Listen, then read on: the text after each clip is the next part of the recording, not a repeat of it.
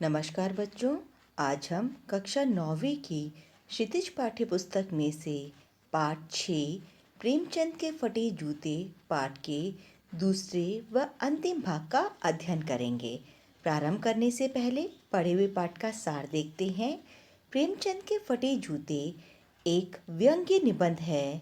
इसमें प्रेमचंद के फटे जूते को लक्ष्य करके लेखकों की दुर्दशा पर व्यंग किया गया है। जो व्यक्ति समाज की कुरीतियों पर ठोकर मारता है, समाज उसे बदले में क्या देता है, इसका वर्णन मार्मिक बन पड़ता है। लेखक के सामने प्रेमचंद और उनकी पत्नी का एक चित्र है।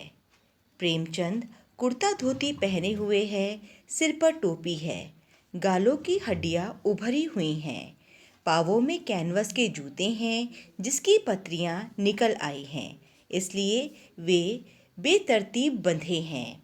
बाएं जूते में एक बड़ा छेद हो गया है जिसमें से उंगली बाहर निकल आई है।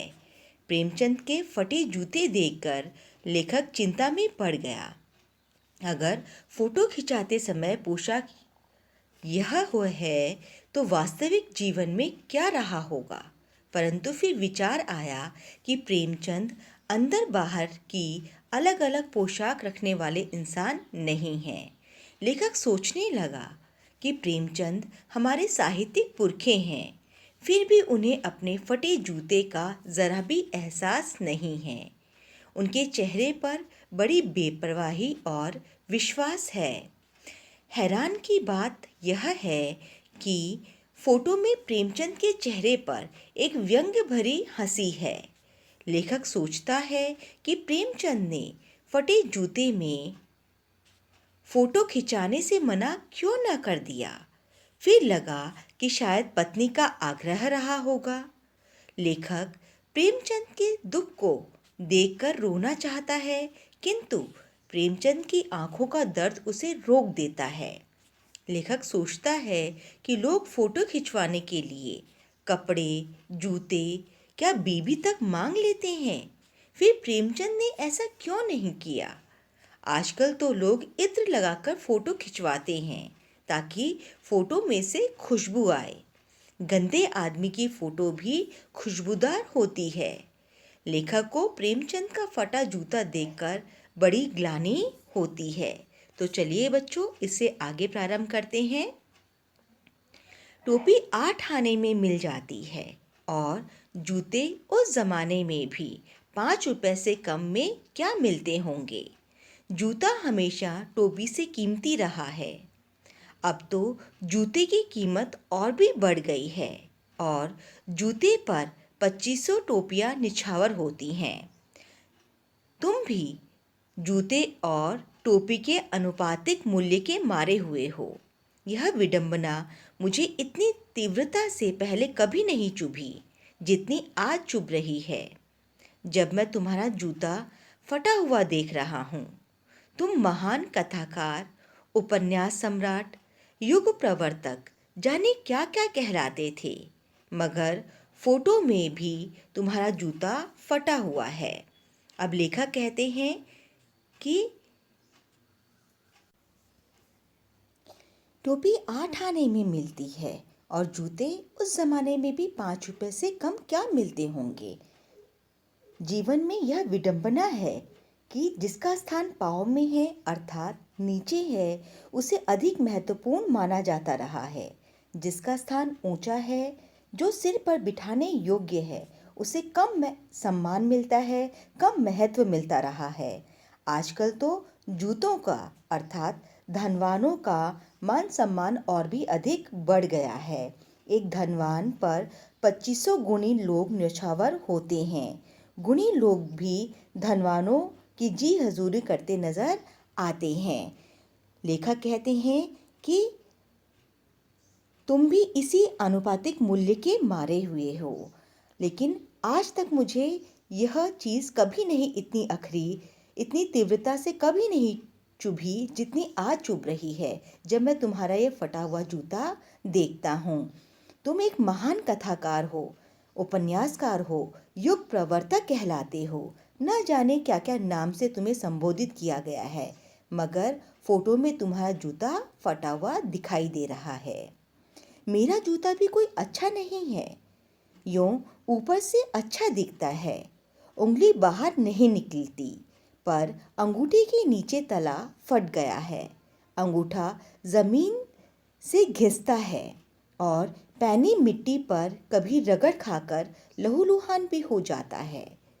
पूरा तला गिर जाएगा, पूरा पंजा छिल जाएगा, मगर उंगली बाहर नहीं दिखेगी।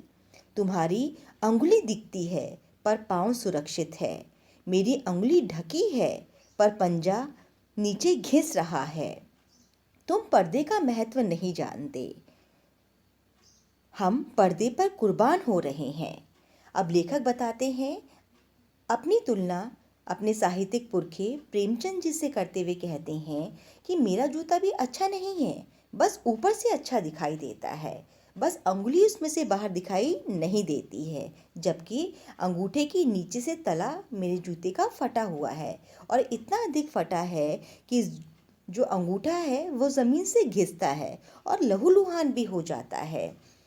मेरा पूरा जूता फट जाता है, पूरा पैर लहूलुहान हो जाएगा, किंतु मेरी उंगली दिखाई नहीं देगी। लेकिन तुम्हारा पैर सुरक्षित है और उंगली बाहर दिखाई दे रही है। लेखक आगे कहते हैं कि तुम्हें पर्दे का महत्व नहीं पता है। अर्थात प्रेमचंद कभी पर्दे को महत्व नहीं देते थे, लुका छुपी को महत्व नहीं देते थे। उन्होंने वास्तविकता को कभी ढकने का प्रयास नहीं किया। वे इसी में संतुष्ट थे कि उनके पास छिपाने योग्य कुछ नहीं था। वे अंदर बाहर से एक थे, यहाँ तक कि उनका पहनावा भी अलग नहीं था। इसलिए लेखक जो है वो कहते हैं कि हम पर्दे पर कुर्बान हुए जाते हैं, अर्थात हम अपनी कमियों को छिपाने के लिए अपना कितना भी बड़ा नुकसान कर सकते हैं। तुम फटा जूता बड़े ठाट से पहने हो, मैं ऐसे नहीं पहन सकता। फोटो तो जिंदगी भर इस तरह नहीं खिंचवाऊं, चाहे कोई जीवनी बिना फोटो के ही छाप दे। तुम्हारी यह व्यंग्य मुस्कान मेरे हौसले पस्त कर देती है। क्या मतलब है इसका? कौन सी मुस्कान है यह? क्या होरी का गोदान हो गया? क्या पूस की रात में नीलगाय हल्कू का खेत चर गई? क्या सुजान भगत का लड़का मर गया क्योंकि डॉक्टर क्लब छोड़कर नहीं आ सकते? नहीं, मुझे लगता है माधो औरत के कफन के चंदे की शराब पी गया, वही व्यंग्य मुस्कान होती है। मैं तुम्हारा जूता फिर देखता हूँ, कैसे फट गया यह। मेरी जनता के लेखक क्या बहुत चक्कर काटते रहे? क्या बनिए के तगादे से बचने के लिए मील 2 मील का चक्कर लगाकर घर लौटते रहे? अब लेखक यहाँ कहते हैं कि तुमने अपना फटा हुआ जूता बड़े ठाट से पहना हुआ, बड़ी शान से पहना हुआ है, जैसे तुम्हें इसकी कोई भी परवाह नहीं है। किंतु मैं ऐसा नहीं कर सकता। मैं जिंदगी भर ऐसी फोटो न खिंचवाऊं जिसमें मेरे जूते फटे हुए हैं, चाहे मेरी जीवनी ही बिना फोटो के क्यों न छप जाए। तुम्हारी यह व्यंग मुस्कान मुझे समझ नहीं आती और मेरे हौसले को पस्त कर देती है कि ये किस बात की मुस्कान है, तुम क्यों हंस रहे हो, किस पर हंस रहे हो। लेखक आगे बताते हैं कि होरी का गोदान हो गया। प्रेमचंद का उपन्यास हो गोदान, उसका मुख्य पात्र था होरी। क्या उस पर तुम व्यंग कर रहे हो, उस पर तुम मुस्कुरा रहे हो, या पूस की रात की जो कहानी है उसके मुख्य पात्र हल्कू का खेत नील गाय चर गई इसलिए तुम्हारी यह व्यंग्य मुस्कान दिखाई दे रही है, या फिर सुजान भगत का लड़का मर गया था क्योंकि डॉक्टर क्लब छोड़कर नहीं आए, तुम इसलिए मुस्कुरा रहे हो। क्या कारण है तुम्हारा मुस्कुराने का? मैं तुम्हारा जूता फिर से देखता हूँ कि कैसे फट सकता है यह जूता। मेरे जनता के लेखक, जनता के लेखक का अर्थ है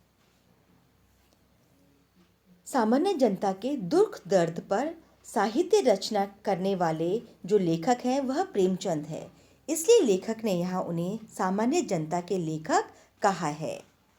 लेखक कहते हैं कि ऐसा क्या कारण रहा कि तुम्हारा जूता ऊपर से फटा है। क्या तुमने बनिए के पैसे बचाने के लिए इतने चक्कर लगाए कि तुम्हारे जूते फट गए? लेकिन फिर सोचता हूँ कि ऐसा हो नहीं सकता, क्योंकि चक्कर लगाने से जूता फटता नहीं है, घिस जाता है। अर्थात ये कि अगर तुम चलोगे, जितना चलोगे तो उसका तला घिसेगा, ऊपर से जूता कभी नहीं फटेगा। तो इस कारण से तुम्हारा जूता नहीं फटा है। कुंभन दास का जूता भी फतेहपुर सीकरी जाने आने में घिस गया था। उसे बड़ा पछतावा हुआ। उसने कहा, आवत जावत पन्हैया घिस गई, बिसर गयो हरीरा नाम। अब लेखक कहते हैं कि कुंभन दास का जूता भी फतेहपुर सीकरी अकबर के चक्कर लगाते लगाते घिस गया था और उन्हें बड़ा पछतावा हुआ बाद में। और इसीलिए उन्होंने कहा कि आते जाते पैरों में पहनने वाली जूतियां घिस गई और मेरा जो जीवन का मुख्य उद्देश्य था, हरि का नाम जपना, वो भी मेरा कहीं ना कहीं बिसर गया, अर्थात भूल गया मैं उसको याद करना। लेखक आगे कहते हैं, और ऐसे भूला कर देने वालों के लिए कहा है कि जिनके देखे दुख उपजत है, तिनको करबो परे सलाम। मतलब जिनको देखने की वजह से हमारे मन में दुख उत्पन्न होता है, आज उन्हीं को सलाम करना पड़ रहा है। चलने से जूता घिसता है, फटता नहीं। तुम्हारा जूता कैसे फट गया? फिर लेखक प्रश्न करते हैं कि अधिक चलने से सिर्फ जूता घिसता है, फट नहीं सकता। फिर तुम्हारा जूता कैसे फट गया? क्या ऐसा कारण है? मुझे लगता है तुम किसी सख्त चीज को ठोकर मारते रहे हो। कोई चीज जो परत दर परत सदियों से जम गई है, उसे शायद तुमने ठोकर मार मार कर अपना जूता फाड़ लिया। कोई टीला जो रास्ते पर खड़ा हो गया था, उस पर तुमने अपना जूता आजमाया। अब लेखक कहते हैं, ऐसा लगता है कि तुमने अपना जूता जो है वो परत दर परत, जो विडंबनाएं, जो आडंबर हमारे समाज में जमे हुए हैं, उसको मार कर अपना जूता फाड़ा है। अर्थात जो टीले, जो रास्ते की रुकावट थे, उस रुकावटों को, सामाजिक कुरीतियों को तुमने अपने जूते से ठोकर मारकर उसे हटाने का प्रयास किया है। शायद इसी कारण से तुम्हारा जूता ऊपर से फटा है। तुम उससे बचकर उसके बगल से भी तो निकल सकते थे। टीलों से समझौता भी तो किया जा सकता था। सभी नदी पहाड़ थोड़े ही फोड़ती हैं, कोई रास्ता बदलकर घूमकर भी तो चली जाती है। अब लेखक कहते हैं कि तुम उससे बचकर भी तो निकल सकते थे, बगल से भी तो निकला जा सकता था, टीलों से समझौता भी तो किया जा सकता था। अर्थात बुराइयों, कुरीतियों और भ्रष्ट आचरण जो जीवन में देखने को मिलते हैं, उसको देखकर अनदेखा भी तो किया जा सकता था।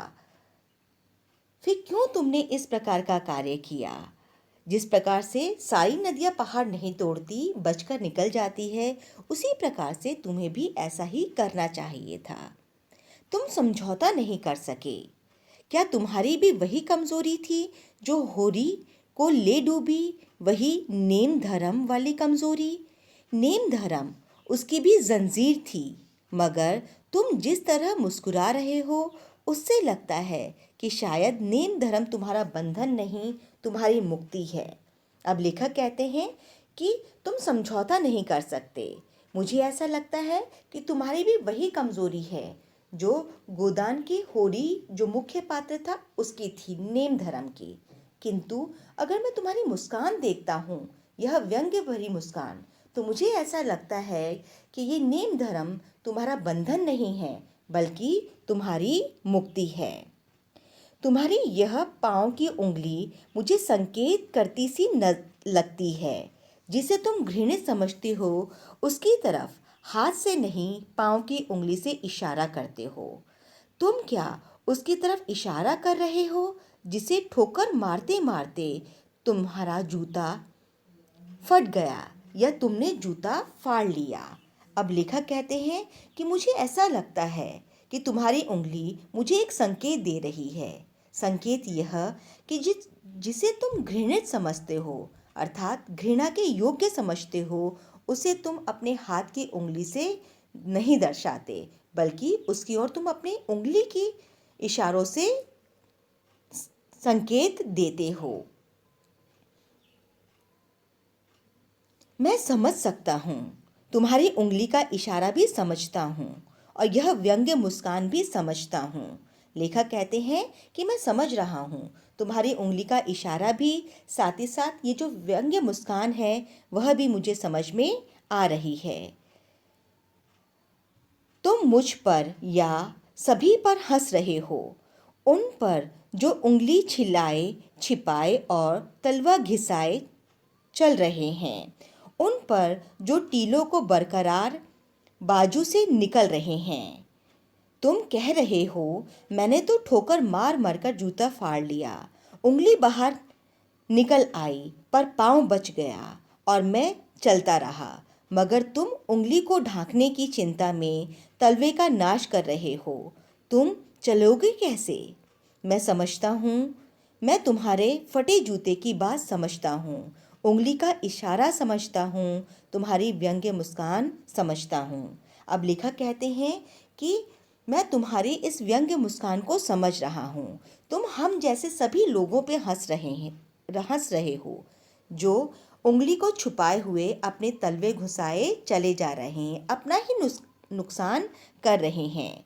लेखक कहते हैं कि प्रेमचंद की जो व्यंग्य मुस्कान है हम जैसे सभी लोगों के लिए हैं जो अपना ही नुकसान कर रहे हैं और अपने तलवे को घिसते हुए चले जा रहे, लहूलुहान हो रहे हैं।